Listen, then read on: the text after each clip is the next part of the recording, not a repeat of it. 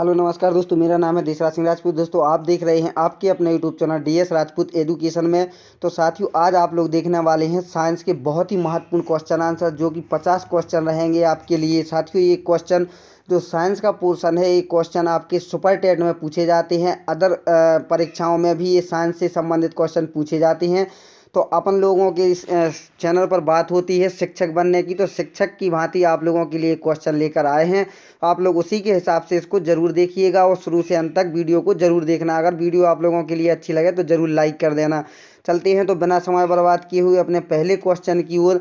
साथियों अगर आपको क्वेश्चन आता है तो आप लोग ज़रूर कमेंट करिएगा कमेंट बॉक्स में इसका सही ऑप्शन क्या है, और अगर नहीं आता है तो आप लोग ज़रूर देखिएगा, आपको इसमें बिल्कुल डिटेल बताया जाएगा। तो चलते हैं वीडियो को स्टार्ट करते हैं।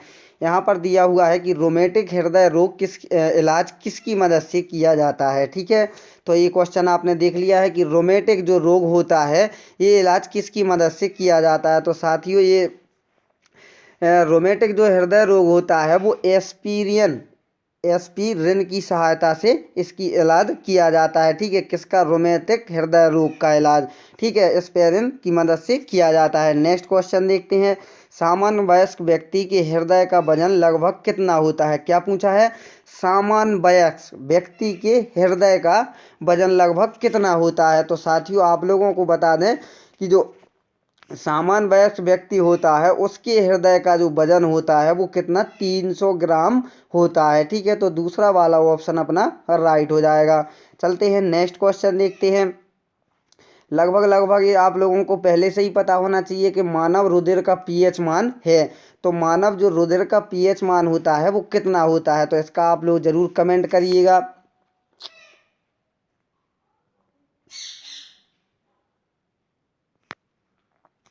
कोशिश करूंगा कि आपने ये बता दिया होगा। तो देखते हैं जो मानव शरीर है यानी कि मानव रुधिर का जो पीएच मान होता है।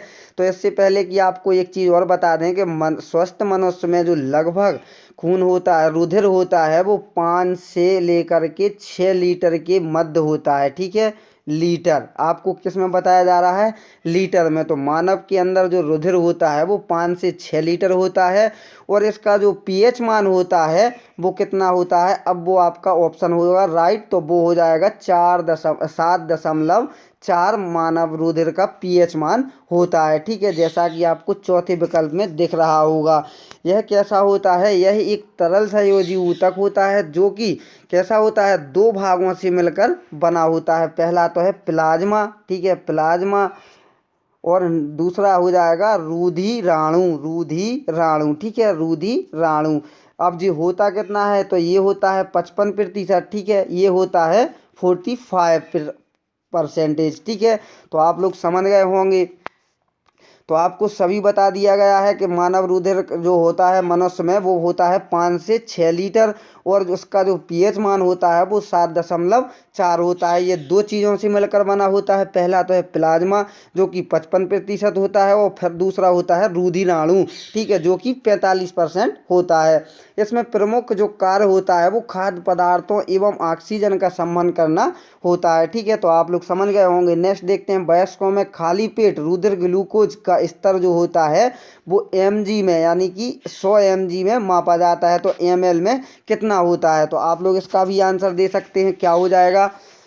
तो आपका इसको मालूम होना चाहिए कि वयस्कों में खाली पेट जो रुधिर ग्लूकोज होता है वो 60 mg और 100 ml में होता है। ठीक है, तो वयस्कों में सामान्यतः इसका सांद्रण 90 ग्राम से लेकर के 100 ml तक होता है। ठीक है, तो इसका जो राइट आंसर हो जाएगा वो 60 ml आ जाएगा। ठीक है, चौथा वाला विकल्प अपना राइट आ जाएगा। मनुष्य में सामान्य रुधिर शर्करा स्तर जो होता है वो प्रति 100 ml में कितना रुधिर होता है? ठीक है, तो आप लोग बता सकते हैं इसका आंसर भी क्या हो जाएगा। तो साथियों जो मनुष्य में सामान्य रुधिर शर्करा जो स्तर होता है वो 80 से 100 mg के मध्य में होता है। ठीक है, तो भोजन ग्रहण करने के 2 घंटे बाद यह मात्रा 160 mg यानी कि प्रति 100 ml रुधिर तक जा सकती है। ठीक है, तो इसका क्या हो जाएगा राइट आंसर? 80 से 100 mg। ठीक है, मानव रुधिर में कोलेस्ट्रॉल का सामान्य स्तर है। तो मानव रुधिर में कोलेस्ट्रॉल का जो सामान्य स्तर होता है वो कितना होता है? आपके सामने है चारों विकल्प। तो साथियों जो मानव रुधिर में कोलेस्ट्रॉल का सामान्य स्तर होता है वो 180 से लेकर के 200 mg यानी कि प्रतिशत के मध्य होता है, से ज़्यादा हो जाता है तो यह धमनियों पर जमा होने लगता है। इसे क्या कहते हैं, इसे एथीरोस्क्लेरोसिस कहा जाता है। ठीक है, एथीरोस्क्लेरोसिस कहा जाता है, यानी कि चौथा वाला अपना विकल्प राइट हो जाएगा। तो साथियों ये क्वेश्चन आपको सुपर टेट में पूछे जाते हैं, उसी के हिसाब से आपका ये सेट पेपर यानी कि प्रैक्टिस सेट पेपर लगवाया जा रहा है। तो आशा करूँगा कि आप लोग इसको ज़रूर देखिएगा, आपके ज़रूर काम आने वाला है। ठीक है, तो आशा करूँगा कि आप लोग इसको पसंद भी करेंगे। अगर आपको ये अच्छा लगे हमारा प्रैक्टिस सेट पेपर तो आप लोग ज़रूर अंत में लाइक कर देना, और हो सके तो चैनल को सब्सक्राइब भी करना मत भूलना। ठीक है, तो नेक्स्ट देखते हैं, सामान्य वयस्क पुरुष में आरबीसी की संख्या होती है। तो सामान्य जो पुरुष में आरबीसी की जो संख्या होती है वो कितनी होती है, तो वयस्क पुरुष में 4.6 से लेकर के 6 तक की होती है। ठीक है, वयस्क महिला में 4.2 से लेकर के 5 होती है। तो इसका क्या पूछा है, वयस्क पुरुष में कितनी संख्या होती है, तो इसका जो राइट आंसर हो जाएगा अपना वो हो जाएगा 5 मिलियन। ठीक है, 5 मिलियन हो जाएगी। नेक्स्ट देखते हैं, हाइपरटेंशन शब्द किसके लिए प्रयोग किया जाता है, तो हाइपरटेंशन शब्द किसके लिए प्रयोग किया जाता है, इसकी ऑप्शन देख लेते हैं। तो इसका जो राइट आंसर होगा वो आपकी दृष्टि से क्या होना चाहिए राइट आंसर, तो साथियों इसका जो राइट आंसर हो जाएगा, पहले तो अपन हाइपर टेंशन समझ लेते हैं। तो हाइपर टेंशन शब्द का प्रयोग उच्च रक्तचाप के संदर्भ में होता है। ठीक है, सामान्य मनुष्य में जो रक्तचाप होता है वो कितना होता है, 120 से लेकर 80 mm तक होता है। ठीक है, आप लोग समझ गए होंगे, जिसमें कि 120 mm सिस्टोलिक और 80 ग्राम में डायस्टोलिक होता है। तो हाइपरटेंस के मरीजों में रक्तचाप सामान्य से कहीं ज़्यादा बढ़ जाता है। ठीक है, तो इसका राइट आंसर हो जाएगा, तो वो हो जाएगा अपना चौथा वाला विकल्प, रक्तचाप बढ़ने के लिए। ठीक है, चौथा वाला विकल्प अपना राइट हो जाएगा।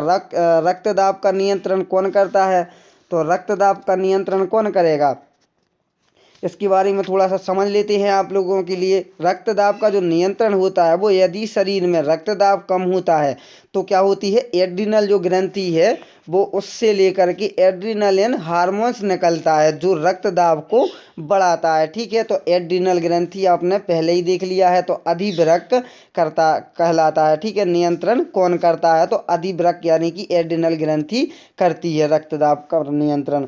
ठीक है, नेक्स्ट क्वेश्चन देखते हैं। तो नेक्स्ट क्वेश्चन में देखते हैं, मानव का जो सामान्य रक्तदाब है वो कितना होता है, ये क्वेश्चन में पूछा गया है। तो जब निलय अपने अंकुचन द्वारा धमनियों में रुधिर पंप करता है तो इस रुधिर का दबाव जो है वो धमनियों की दीवार पर पड़ता है। ठीक है, आपने ये पढ़ा होगा तो आपको मालूम होना चाहिए। ठीक है, इस दबाव को रुधिर दाब कहते हैं। ठीक है, आप लोग समझ गए होंगे रुधिर दाब किसे कहते हैं। इसे सबसे पहले एस हेल्स ने घोड़ों में मापा था। ठीक है, तो मानव का जो सामान्य रक्तदाब होता है वो 180 से लेकर के 120 होता है। ठीक है, यानी कि इसका जो राइट आंसर हो जाएगा वो 80 से लेकर 120 मिमी पारा तक होता है। ठीक है, नेक्स्ट क्वेश्चन देखते हैं, रक्त के AB वर्ग वाला व्यक्ति ऐसे व्यक्ति को रक्तदान कर सकता है जिसके रक्त का वर्ग हो, तो क्या हो, आप लोग पहले तो AB को जानते ही होंगे। तो AB जो रुधिर वर्ग में एंटीजन A और B तथा कोई एंटीबॉडी नहीं होता है, इसलिए इसको क्या कहते हैं, अपन AB को सर्वग्राही रुधिर वर्ग में आता है जी। अब अपन इसको AB को क्या कहते हैं, सर्वग्राही रुधिर कहते हैं। यह सिर्फ AB रुधिर वाले व्यक्ति को रुधिर दे सकता है। तो क्या हो जाएगा इसका राइट आंसर, तो AB व्यक्ति वाला किसको दे सकता है, केवल AB व्यक्ति वाले को ही दे सकता है। आप लोग समझ गए होंगे।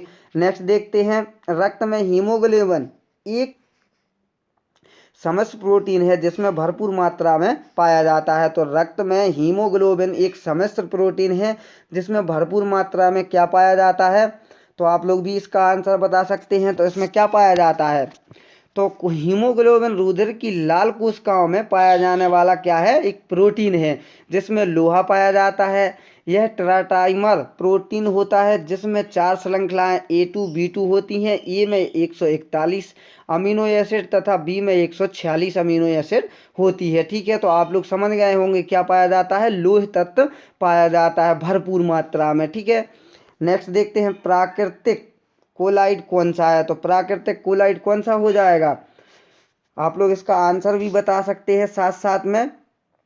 तो प्राकृतिक कोलाइड जो होता है वो संपूर्ण रक्त प्लाज्मा एवं एल्यूमिनियम प्राकृतिक कोलाइड के उदाहरण होते हैं। तो क्या हो जाएगा इसका राइट आंसर, तो वो हो जाएगा रक्त, संपूर्ण रक्त क्या है, प्लाज्मा एवं एल्यूमिनियम प्राकृतिक कोलाइड के क्या है, उदाहरण हो जाएंगे। ठीक है, तो इसका राइट आंसर हो जाएगा अपना बी ऑप्शन रक्त। नेक्स्ट देखते हैं, किस प्रक्रिया द्वारा श्वसन के दौरान गैसें रुधिर में प्रवेश करती हैं और फिर उसे छोड़ती हैं। तो इसका क्या हो जाएगा राइट आंसर, तो जो प्रक्रिया जो होती है वो कहलाती है विसरण। ठीक है, तो विसरण अपना दूसरा वाला ऑप्शन राइट हो जाएगा। नेक्स्ट देखते हैं, रोग प्रतिकारकों को उत्पन्न करने वाला सेल कौन सा हो जाएगा। तो कौन सा सेल हो जाएगा, तो इसका राइट आंसर भी आप लोग बताइए कौन सा होगा कमेंट करके। आशा करूंगा आपने इसका आंसर भी दे दिया होगा। तो साथ ही इसका जो रोग प्रतिकारकों को उत्पन्न करने वाला जो सेल है वो लिम्फोसाइट होता है, लिम्फोसाइट। ठीक है, अब इसके बारे में जान लेते हैं। जो लिम्फोसाइट होता है वो कणिका विहीन श्वेत रोधाणु होती है। ठीक है, यह श्वेत रोधी राणुओं की कुल संख्या का 20% से लेकर के कितना 30% होती है। यह दो प्रकार का होता है, बी लिम्फोसाइट और टी लिम्फोसाइट, जिसमें बी लिम्फोसाइट प्रतिरक्षी प्रोटीन बनाता है। HIV विषाणु लिम्फोसाइट को नष्ट कर प्रतिरक्षा तंत्र को कमजोर कर देते हैं। ठीक है, तो क्या हो जाएगा लिम्फोसाइट ऑप्शन आपका राइट हो जाएगा। नेक्स्ट देखते हैं, सबसे बड़ा श्वेत रुधिराणु है। तो सबसे बड़ा श्वेत रुधिराणु कौन सा हो जाएगा, तो इसका जो राइट आंसर हो जाएगा वो एक केंद्रकाणु यानी कि मोनोसाइट हो जाएगा, दूसरा वाला ऑप्शन। तो इसके बारे में जान लेते हैं कि जो मोनोसाइट होता है वो सबसे बड़ा श्वेत रुधिराणु है तथा इसका व्यास होता है जो वो 20 UM तक हो सकता है। ठीक है, आप लोग समझ गए होंगे, दूसरा इसका ऑप्शन राइट हो जाएगा। नेक्स्ट क्वेश्चन देखते हैं। नेक्स्ट क्वेश्चन में क्या पूछा जा रहा है, स्टारफिश की परिसंचरण तंत्र को क्या कहा जाता है। तो क्या कहा जाता है स्टारफिश के में परिसंचरण को, आप लोग इसका कमेंट करिएगा।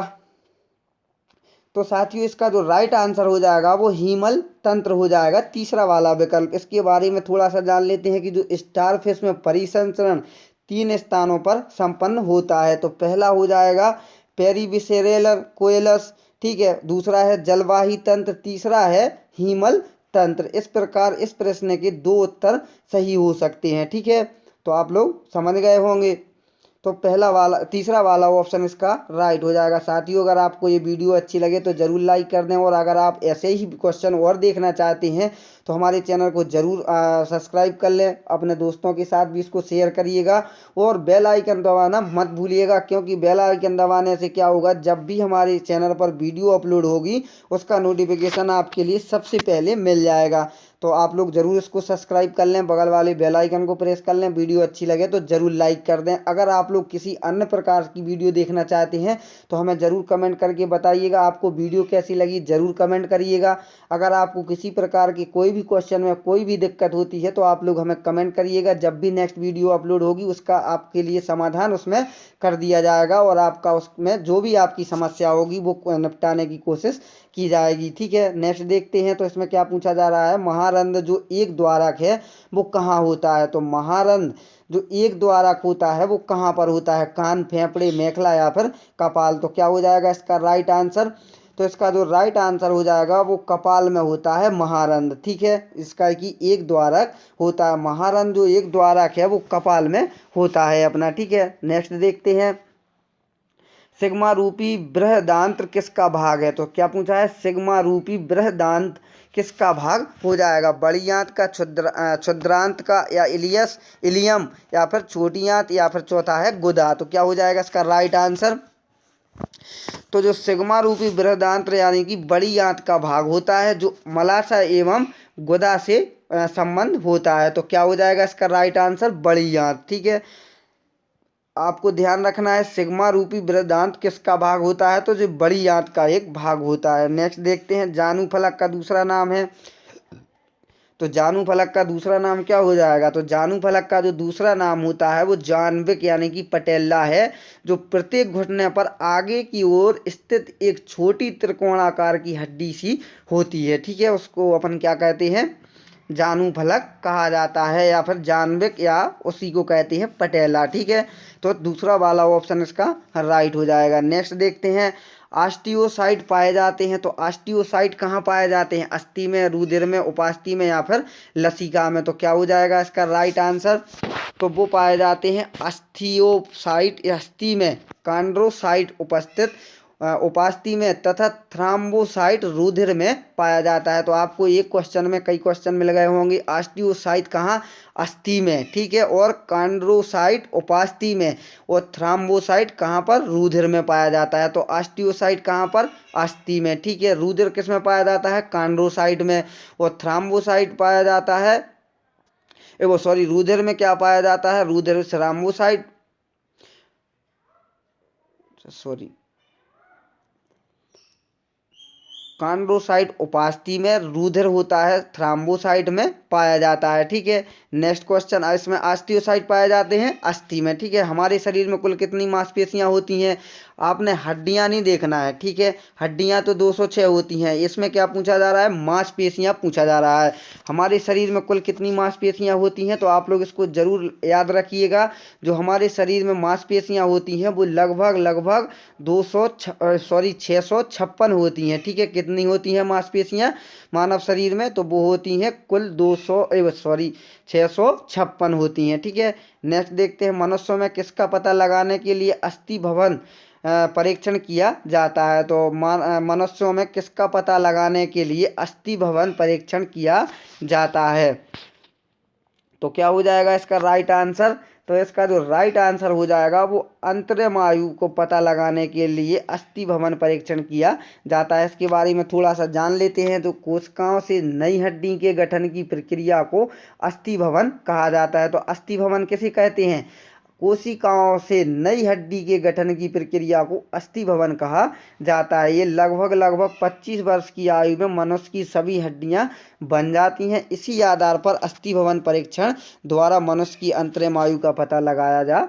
सकता है। ठीक है, तो आपने देखा होगा कि जब एक बच्चा जन्म लेता है तो उसकी हड्डियां कितनी होती हैं, 270 होती हैं। ठीक है, लेकिन 25 वर्ष तक में उसकी संपूर्ण बन जाती हैं, कितनी हो जाती हैं, 206 हो जाते हैं। इन हड्डियों के यानी कि आयु का पता लगाने के लिए किसका प्रयोग किया जाता है, अस्थि भवन यानी कि अंतरिम आयु का किया जाता है। नेक्स्ट देखते हैं मनुष्य के शरीर में कुल कितनी हड्डियां होती हैं, ये पहले ही बता दिया है मैंने आपको कि 206 हड्डियां होती हैं।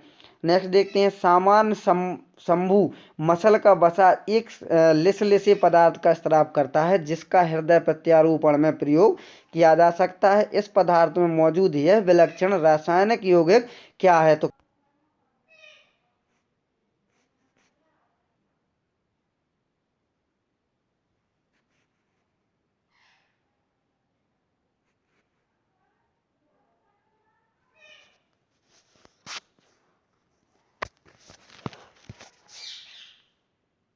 इसका जो राइट आंसर हो जाएगा साथियों वो हो जाएगा डाई हाइड्रॉक्सी फिनाइल एलेनिन। ठीक है, ये चौथा वाला विकल्प अपना सही हो जाएगा। तो इसका मतलब जान लेते हैं सामान्य शंभु का वसा एक लिसलिसे पदार्थ का स्राव करता है।